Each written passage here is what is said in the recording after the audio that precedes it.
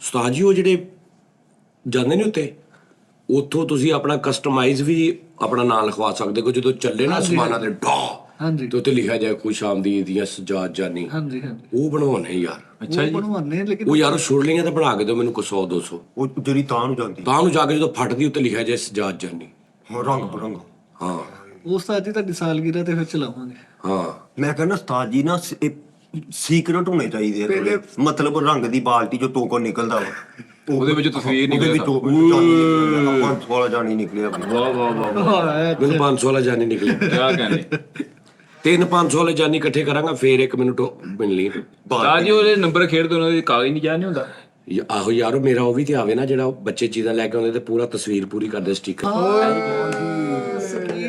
And ਤੇ cycling lottery and ਤੇ lottery ਉਹ ਇਦਾਂ ਮਟੇਰਾ ਨਿਕਲਦਾ ਉਹਦੇ ਚੋਂ। ਨਹੀਂ ਮਟੇੜਾ ਨਹੀਂ ਹੁੰਦਾ, ਸਟicker ਦੇ ਖਾਨੇ ਹੁੰਦੇ ਉੱਤੇ 1 2 3 4 ਲਿਖਿਆ ਹੁੰਦਾ, ਉਹਦੇ ਤੇ ਲਾਈ ਜਾਣੇ ਆ। ਹਾਂਜੀ ਉਹ ਲੱਗਦਾ ਵੀ ਆ, ਮਟੇਨ ਵਾਲਾ ਵੀ ਆ। ਨਹੀਂ ਉਹ ਹੋਰ ਜਿਹੜਾ ਤੂੰ ਕਹਿ ਰਿਹਾ ਉਸ ਦੀ ਕਰੋ ਯਾਰ ਕੁਛ ਪਲੀਜ਼। ਹੋਣਾ ਚਾਹੀਦਾ ਵਾ। ਯਾਰ ਉਸਤਾਦ ਜੀ ਦਾ ਮੁਜੱਸਮਾ ਬਣਾਉਂਦੇ ਡੀ ਗਰਾਊਂਡ ਦੇ ਵਿੱਚ, ਠੀਕ ਹੈ, ਜਿੱਦਾਂ ਅਮਰੀਕਾ ਦੇ ਨਹੀਂ ਖਲੋਤਾ ਵਾ ਉੱਥੇ ਨਹੀਂ ਇੰਨਾ ਚੱਲਣਾ। ਉਹ ਚੱਲ ਜਾਣਾ ਵਾ।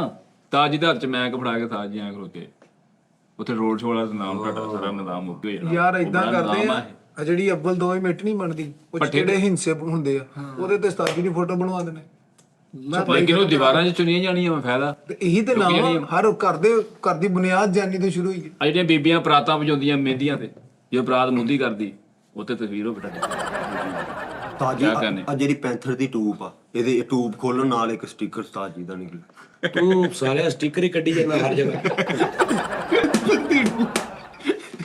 ਲਾਲ ਪੰਪ ਤੇ ਉਸਤਾਦ ਜੀ ਏਡਾ ਕਿ ਕੋਰ ਲੱਗਾ ਹੁੰਦਾ ਬਿੱਲਾ ਜਿਹਾ ਬੈਜ ਉਹਦੇ ਉੱਤੇ ਲਿਖਿਆ ਹੁੰਦਾ ਸ਼ਿਆਰ ਪੰਪ, ਫੈਸਲ ਪੰਪ। ਉੱਥੇ ਲਿਖਿਆ ਜਾਏ। ਓ ਯਾਰ ਇਹ ਤੇ ਪ੍ਰੋਡਕਟ ਨਾ ਯਾਰ ਸ਼ਹਿਰ ਦੇ ਵਾਲੇ ਨਾ ਸੋਚੋ। ਉਸਤਾਦ ਜੀ ਹੋਟਲਾਂ ਤੋਂ ਆ ਜਿਹੜੇ ਫਾਸਟ ਫੂਡ ਵਾਲੇ ਆ ਛੋਟੀਆਂ ਕੈਚਅਪ ਦੀਆਂ ਪੁੜੀਆਂ ਮਿਲਦੀਆਂ, ਉਹਦੇ ਉੱਤੇ ਉਸਤਾਦ ਜੀ ਦੀ ਤਸਵੀਰ ਛਾਪੀ ਜਾਏ।